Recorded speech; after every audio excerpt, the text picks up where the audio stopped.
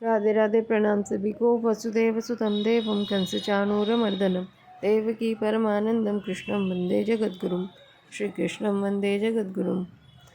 कल के वीडियो में श्लोक संख्या 40 तक की चर्चा हुई थी। अब आगे 41वें श्लोक से। अब आगे के 2 श्लोकों में अर्जुन भगवान से प्रार्थना करते हुए क्षमा मांगते हैं।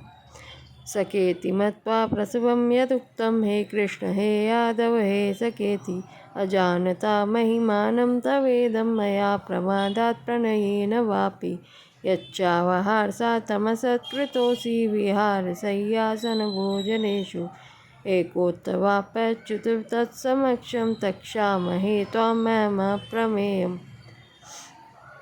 आपकी इस महिमा को न जानते हुए मेरे सखा हैं ऐसा मानकर मैंने प्रमाद से अथवा प्रेम से भी हठपूर्वक बिना सोचे समझे हे कृष्ण हे यादव हे सखे इस प्रकार जो कुछ कहा है। और हे अच्युत, हंसी दिल लगी में चलते फिरते सोते जागते उठते बैठते खाते पीते समय अकेले अथवा उन सखाओं कुटुंबियों आदि के सामने मेरे द्वारा आपका जो कुछ तिरस्कार अपमान किया गया है, हे अप्रमेय स्वरूप, वह सब आपसे मैं क्षमा करवाता हूँ, अर्थात आपसे क्षमा मांगता हूँ। व्याख्या। जब अर्जुन विराट भगवान के अत्युग्र रूप को देखकर भयभीत होते हैं तब वे भगवान के कृष्ण रूप को भूल जाते हैं और पूछ बैठते हैं कि उग्र रूप वाले आप कौन हैं। परंतु जब उनको भगवान श्री कृष्ण की स्मृति आती है कि वे ये ही हैं, तब भगवान के प्रभाव आदि को देखकर उनको स्वभाव से ही किए हुए पुराने व्यवहार की याद आ जाती है और उसके लिए वे भगवान से क्षमा मांगते हैं।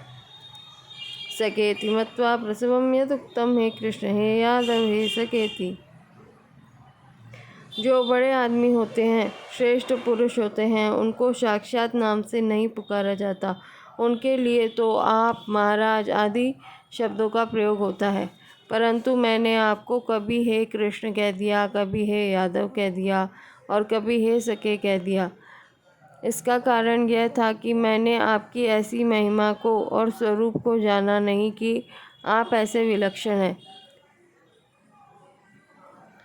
आपके किसी एक अंश में अनंत कोटि ब्रह्मांड विराजमान है, ऐसा मैं पहले नहीं जानता था। आपके प्रभाव की तरफ मेरी दृष्टि ही नहीं गई। मैंने कभी सोचा समझा ही नहीं कि आप कौन हैं और कैसे हैं। यद्यपि अर्जुन भगवान के स्वरूप को, महिमा को, प्रभाव को पहले से ही जानते थे, तभी तो उन्होंने एक अक्षौहिणी सेना को छोड़कर निशस्त्र भगवान को स्वीकार किया था। तथापि भगवान के शरीर के किसी एक अंश में अनंत कोटि ब्रह्मांड यथावकाश स्थित है। ऐसे प्रभाव को, स्वरूप को, महिमा को अर्जुन ने पहले नहीं जाना था। जब भगवान ने अर्जुन की दृष्टि भगवान के प्रभाव की तरफ गई, जब भगवान ने कृपा करके विश्व रूप दिखाया, तब उसको देखकर ही अर्जुन की दृष्टि भगवान के प्रभाव की तरफ गई और वे भगवान को कुछ जानने लगे। उनका यह विचित्र भाव हो गया कि कहाँ तो मैं और कहाँ ये देवों के देव। परंतु मैंने प्रमाद से अथवा प्रेम से हठपूर्वक बिना सोचे समझे जो मन में आया वह कह दिया। मया प्रमादात् प्रणयेन वापि। बोलने में मैंने बिल्कुल ही सावधानी नहीं बरती। वास्तव में भगवान की महिमा को सर्वथा कोई जान ही नहीं सकता, क्योंकि भगवान की महिमा अनंत है। अगर वह सर्वथा जानने में आ जाएगी तो उसकी अनंतता नहीं रहेगी, वह सीमित हो जाएगी। जब भगवान की सामर्थ्य से उत्पन्न होने वाली विभूतियों का भी अंत नहीं है, तब भगवान और उनकी महिमा का अंत आ ही कैसे सकता है, अर्थात आ ही नहीं सकता। यच्चावहारसा तमसत्कृतोऽसि विहारशय्यासनभोजनेषु। मैंने आपको बराबरी का साधारण मित्र समझकर हंसी दिल लगी करते समय, रास्ते में चलते फिरते समय, सैया पर सोते जागते समय, आसन पर उठते बैठते समय, भोजन करते समय जो कुछ अपमान के शब्द कहे, आपका असत्कार किया अथवा हे अच्युत आप अकेले थे उस समय, या उन सखाओं, कुटुंबीजनों, सभ्य व्यक्तियों आदि के सामने मैंने आपका जो कुछ तिरस्कार किया है, वह सब मैं आपसे क्षमा करवाता हूँ। एकोत्थवाप्यच्युत समक्षम तक्षामये त्वामहम प्रमेयम्। अर्जुन और भगवान की मित्रता का ऐसा वर्णन आता है कि जैसे दो मित्र आपस में खेलते हैं, ऐसे ही अर्जुन भगवान के साथ खेलते हैं।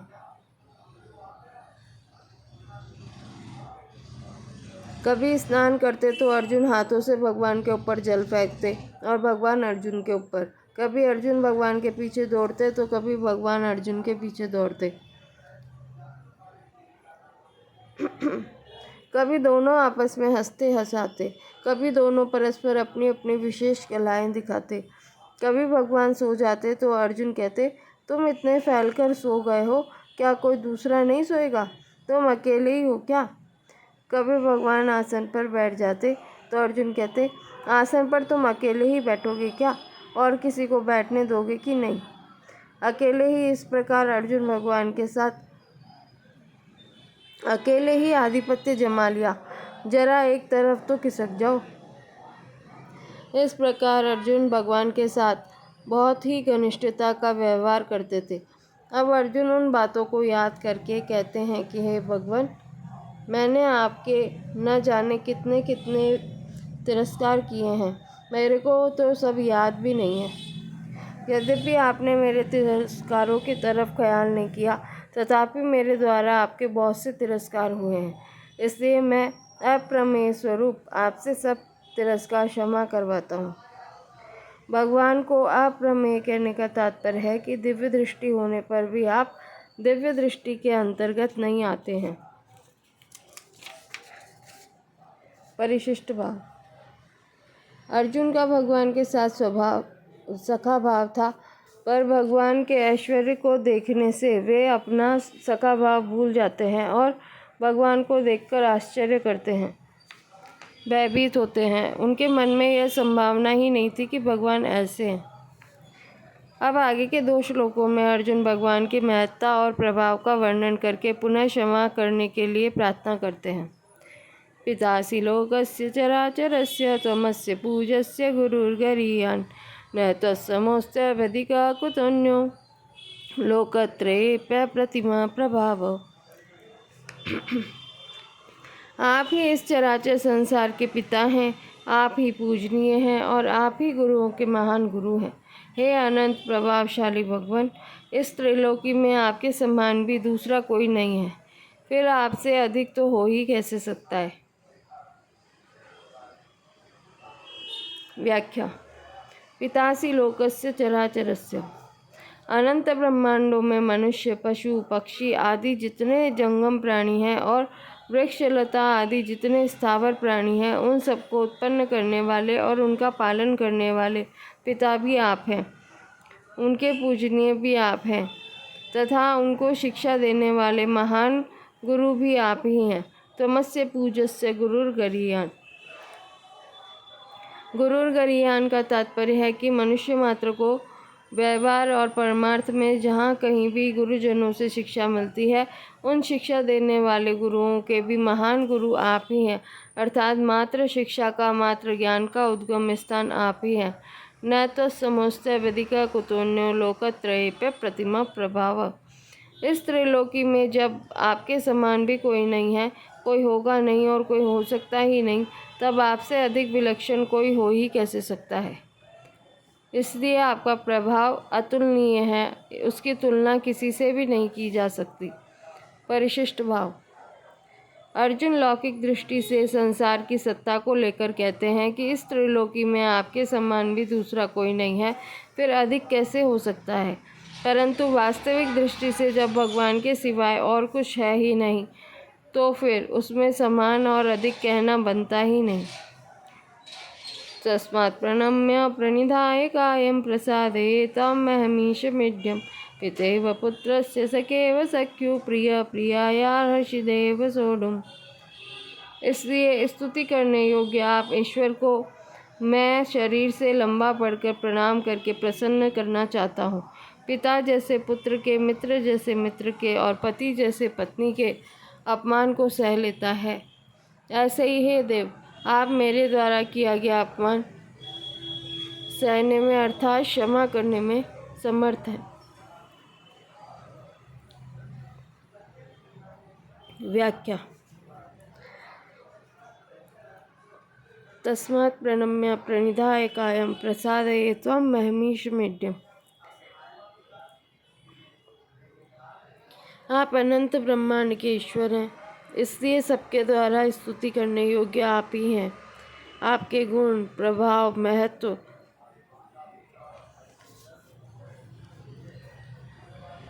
आदि अनंत हैं। अतः ऋषि, महर्षि, देवता, महापुरुष आपको नित्य निरंतर स्तुति करते रहें तो भी पार नहीं पा सकते। ऐसे स्तुति करने योग्य आपकी मैं क्या स्तुति कर सकता हूँ। मेरे में आपकी स्तुति करने का बल नहीं है, सामर्थ्य नहीं है, इसलिए मैं तो केवल आपके चरणों में लंबा पड़कर दंडवत प्रणाम ही कर सकता हूँ और इसी से आपको प्रसन्न करना चाहता हूँ। पितेव पुत्रस्य सखेव सख्युः प्रिय प्रियाया रशिदेव सोढुम्। किसी का अपमान होता है तो उसमें मुख्य 3 कारण होते हैं। पहला प्रमाद, असावधानी। दूसरा हंसी दिल लगी, विनोद में ख्याल न रहने से। और तीसरा अपनेपन की घनिष्ठता होने पर अपने साथ रहने वालों का महत्व न जानने से। जैसे गोदी में बैठा हुआ छोटा बच्चा अज्ञानवश पिता की दाढ़ी मूंछ खींचता है, मुंह पर थप्पड़ लगाता है, कभी लात मार देता है, तो बच्चे की ऐसी चेष्टा देखकर पिता राजी ही होते हैं, प्रसन्न ही होते हैं। वे अपने में यह भाव लाते ही नहीं कि पुत्र मेरा अपमान कर रहा है। मित्र के साथ चलते फिरते, उठते बैठते आदि समय चाहे जैसा व्यवहार करता है, चाहे जैसा बोल देता है, जैसे तुम बड़े सत्य बोलते हो जी, तुम तो बड़े सत्य प्रतिज्ञ हो, अब तो तुम बड़े आदमी हो गए हो, तुम तो खूब अभिमान करने लग गए हो, आज मानो तुम राजा ही बन गए हो आदि। पर उसका मित्र उसकी इन बातों का ख्याल नहीं करता। वह तो यही समझता है कि हम बराबरी के मित्र हैं। ऐसी हंसी दिल लगी तो होती ही रहती है। पत्नी के द्वारा आपस में प्रेम के कारण उठने बैठने, बातचीत करने आदि में पति को जो कुछ अवहेलना होती है उसे पति सह लेता है। जैसे पति नीचे बैठा है तो वह ऊंचे आसन पर बैठ जाती है, कभी किसी बात को लेकर अवहेलना भी कर देती है, पर पति उसे स्वाभाविक ही सह लेता है। अर्जुन कहते हैं कि जैसे पिता पुत्र के, मित्र मित्र के और पति पत्नी के अपमान को सह लेता है अर्थात क्षमा कर देता है, ऐसे ही हे भगवान आप मेरे अपमान को सहने में समर्थ हैं, अर्थात इसके लिए मैं आपसे क्षमा मांगता हूँ। 41वें से 42वें श्लोकों में अर्जुन ने 3 बातें कही थी। प्रमादात, अवहासार्थम, प्रणयेन। उन्हीं बातों का संकेत अर्जुन ने यहाँ 3 दृष्टांत देकर किया है, अर्थात प्रमाद के लिए पिता पुत्र, हंसी दिल लगी के लिए मित्र का और प्रेम के लिए पति पत्नी का दृष्टांत दिया है। 11वें अध्याय में 11 रसों का वर्णन 11वें अध्याय में 11 रसों का वर्णन इस प्रकार हुआ है। देव रूप का वर्णन होने से शांत रस 15वें से 18वें श्लोक तक, स्वर्ग से पृथ्वी तक और 10 दिशाओं में व्याप्त विराट रूप का वर्णन होने से अद्भुत रस 20वां श्लोक, अपनी जिह्वा से सबका ग्रसन कर रहे हैं और सबका संहार करने के लिए काल रूप से प्रवृत्त हुए हैं, ऐसा रूप धारण किए होने से रौद्र रस 30वां और 32वां श्लोक, भयंकर विकराल मुख और दाढ़ों वाला रूप होने से विभत्स रस 23वें से 25वें श्लोक तक, तुम युद्ध के लिए खड़े हो जाओ इस रूप में वीर रस 33वां श्लोक, लंबे पड़कर दंडवत प्रणाम आदि करने से दास्य रस 44वें श्लोक का पूर्वार्ध, मुख्य योद्धाओं को तथा अन्य राजा लोगों को भगवान के मुख में जाते हुए देखने से करुण रस 28वां 29वां श्लोक, दृष्टांत से मित्र के, पिता पुत्र के और पति पत्नी के अपमान को सह लेता है। इस रूप में क्रमशः सख्य रस, वात्सल्य रस और माधुर्य रस का वर्णन हुआ है। 44वें श्लोक का उत्तरार्ध और हंसी आदि की स्मृति रूप हास्य रस का वर्णन हुआ है। 42वें श्लोक का पूर्वार्ध। अब आगे के 2 श्लोकों में अर्जुन चतुर्भुज रूप दिखाने के लिए प्रार्थना करते हैं। अदृष्टपूर्वं ऋषितोष्मे दृष्ट्वा भयेन च प्रव्यथितं मनो मे तदेव मे दर्शय देवरूपं प्रसीद देवेश जगन्निवास। जिसको पहले कभी नहीं देखा उस रूप को देखकर मैं हर्षित हो रहा हूँ और साथ ही साथ भय से मेरा मन अत्यंत व्यथित हो रहा है। अतः आप मुझे अपने उसी देवरूप शांत विष्णु रूप को दिखाइए। हे देवेश, हे जगन्निवास, आप प्रसन्न होइए। व्याख्या। जैसे विराट रूप दिखाने के लिए मैंने भगवान से प्रार्थना की तो भगवान ने मुझे विराट रूप दिखा दिया, ऐसे ही देवरूप दिखाने के लिए प्रार्थना करने पर भगवान देवरूप दिखाएंगे ही। ऐसी आशा होने से अर्जुन भगवान से देवरूप दिखाने के लिए प्रार्थना करते हैं। अदृष्टपूर्वं ऋषितोष्मे दृष्ट्वा भयेन च प्रव्यथितं मनो मे। आपका ऐसा अलौकिक आश्चर्यमय विशाल रूप मैंने पहले कभी नहीं देखा। आपका ऐसा भी रूप है, ऐसी मेरे मन में संभावना भी नहीं थी। ऐसा रूप देखने की मेरे में कोई योग्यता भी नहीं थी। यह तो केवल आपने अपनी तरफ से ही कृपा करके दिखाया है। इससे मैं अपने आप को बड़ा सौभाग्यशाली मानकर हर्षित हो रहा हूँ। आपकी कृपा को देखकर गदगद हो रहा हूँ, परंतु साथ ही साथ आपके स्वरूप की उग्रता को देखकर मेरा मन भय के कारण अत्यंत व्यथित हो रहा है, व्याकुल हो रहा है, घबरा रहा है। तदेव में दर्शय देवरूपम। तत् वह शब्द परोक्षवाची है, अतः तदेव कहने से ऐसा मालूम देता है कि अर्जुन ने देवरूप पहले कभी देखा है जो अभी सामने नहीं है। विश्वरूप देखने पर भी जहाँ अर्जुन की पहले दृष्टि पड़ी वहाँ उन्होंने कमलासन पर विराजमान ब्रह्मा जी को देखा। पश्यामि देवांस सब देव देहे ब्रह्मांडमीशम कमलासनस्थम। इससे सिद्ध होता है कि वह कमल जिसकी नाभि से निकला है उस शेषशाही चतुर्भुज विष्णु रूप को भी अर्जुन ने देखा है। फिर 17वें श्लोक में अर्जुन ने कहा कि मैं आपको किरीट, गदा, चक्र और चय से शंख और पद्म धारण किए हुए देख रहा हूँ। किरीटिनम गदिनम चक्रिनम च। इन दोनों बातों से यही सिद्ध होता है कि अर्जुन ने विश्व रूप के अंतर्गत भगवान के जिस विष्णु रूप को देखा था उसी के लिए अर्जुन यहाँ वही देव रूप मेरे को दिखाइए ऐसा कह रहे हैं। देव रूपम कहने का तात्पर्य है कि मैंने विराट रूप में आपके विष्णु रूप को भी देखा था, पर अब आप मेरे को केवल विष्णु रूप ही दिखाइए। दूसरी बात, 15वें श्लोक में भी अर्जुन ने भगवान के लिए देव कहा है। पश्चामी देवांस तव देव देहे। और यहाँ भी देव रूप दिखाने के लिए कहते हैं कि इसका तात्पर्य है कि विराट रूप भी नहीं और मनुष्य रूप भी नहीं, केवल देव रूप दिखाइए। आगे के 46वें श्लोक में भी तेने पद से विराट रूप और मनुष्य रूप का निषेध करके भगवान से चतुर्भुज विष्णु रूप बन जाने के लिए प्रार्थना करते हैं। प्रसीद देवेश जगन्निवास। यहाँ जगन्निवास संबोधन विश्व रूप का और देवेश संबोधन चतुर्भुज रूप का संकेत कर रहा है। अर्जुन ये दो संबोधन देकर मानो यह कह रहे हैं कि संपूर्ण संसार का निवास आप में है। ऐसा विश्व रूप तो मैंने देख लिया है और देख ही रहा हूँ। अब आप देवेश देवताओं के मालिक विष्णु रूप हो जाइए। विशेष बात, भगवान का विश्व रूप दिव्य है, अविनाशी है, अक्षय है। इस विश्व रूप में अनंत ब्रह्मांड है तथा उन ब्रह्मांडों की उत्पत्ति, स्थिति और प्रलय करने वाले ब्रह्मा, विष्णु और शिव भी अनंत है। इस नित्य विश्व रूप से अनंत विश्व ब्रह्मांड उत्पन्न होकर उसमें लीन होते रहते हैं, पर यह विश्व रूप अव्यय होने से ज्यों का त्यों ही रहता है। यह विश्व रूप इतना दिव्य अलौकिक है कि हजारों भौतिक सूर्यों का प्रकाश भी इसके प्रकाश का उपमेय नहीं हो सकता। इसी अध्याय का 12वां श्लोक। इसलिए इस विश्व रूप को दिव्य चक्षु के बिना कोई भी देख नहीं सकता।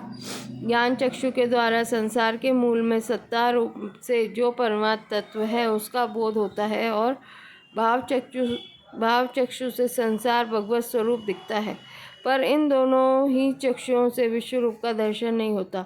चर्म चक्षु से न तो तत्व का बोध होता है, न संसार भगवत स्वरूप दिखता है, और न विश्व रूप का दर्शन ही होता है। क्योंकि चर्म चक्षु प्रकृति का कार्य है, इसलिए चर्म चक्षु से प्रकृति के स्थूल कार्य को ही देखा जा सकता है। वास्तव में भगवान के द्विभुज, चतुर्भुज, सहस्त्रभुज आदि जितने भी रूप हैं, वे सबके सब दिव्य हैं और अव्यय हैं।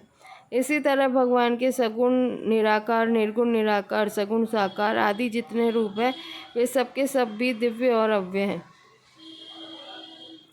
माधुर्य लीला में तो भगवान द्विभुज रूप ही रहते हैं, परंतु जहाँ अपना कुछ ऐश्वर्य दिखाने वाले की आवश्यकता होती है, वहाँ भगवान पात्र, अधिकार, भाव आदि के भेद से अपना विराट रूप भी दिखा देते हैं। जैसे भगवान ने अर्जुन को मनुष्य रूप से प्रकट हुए अपने द्विभुज रूप शरीर के किसी अंश में विराट रूप दिखाया है। भगवान में अनंत असीम ऐश्वर्य, माधुर्य, सौंदर्य, औदार्य आदि दिव्य गुण हैं। उन अनंत दिव्य गुणों के सहित भगवान का विश्व रूप है। भगवान जिस किसी को भी ऐसा विश्व रूप दिखाते हैं, उसे पहले दिव्य दृष्टि देते हैं। दिव्य दृष्टि देने पर भी वह जैसा पात्र होता है, जैसी योग्यता और रुचि वाला होता है, उसी के अनुसार भगवान उसको अपने विश्व रूप के स्तरों का दर्शन करवाते हैं। यहाँ 11वें अध्याय के 15वें से 30वें श्लोक तक भगवान विश्व रूप से अनेक स्तरों से प्रकट होते गए, जिसमें पहले देवरूप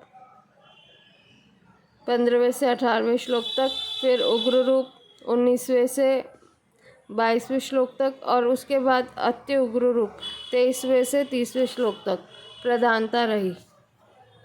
अत्य उग्र रूप को देखकर जब अर्जुन भयभीत हो गए, तब भगवान ने अपने दिव्याति दिव्य विश्व रूप के स्तरों को दिखाना बंद कर दिया। अर्थात अर्जुन के भयभीत होने के कारण भगवान ने अगले रूपों के दर्शन नहीं कराए। तात्पर्य है कि भगवान ने दिव्य विराट रूप के अनंत स्तरों में से उतने ही स्तर अर्जुन को दिखाए जितने स्तरों को दिखाने की आवश्यकता थी और जितने स्तर देखने की अर्जुन में योग्यता थी। इससे आगे के श्लोकों की चर्चा कल करेंगे। राधे राधे।